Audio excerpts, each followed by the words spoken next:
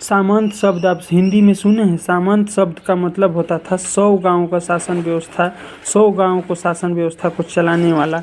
आइए चलिए चलता हूँ हमारा शासन व्यवस्था किस प्रकार चलता था, किस प्रकार बना हुआ था बताता हूँ।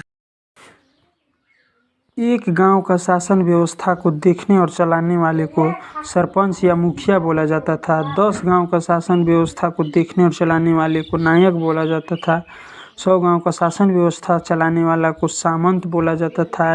1000 गांव का शासन व्यवस्था चलाने वाले को राजा बोला जाता था। 10,000 गांव का शासन व्यवस्था चलाने वाले को महाराजा बोला जाता था। 1,00,000 गांव का शासन व्यवस्था चलाने वाले को सम्राट बोला जाता था और 10 लाख गांव का शासन व्यवस्था को चलाने वाले को चक्रवर्ती सम्राट बोला जाता था। और इन्हीं लोग हमारे देश पर शासन करते थे। इसी व्यवस्था से सनातन संस्कृति में शासन चलता था और किसी भी समस्या का समाधान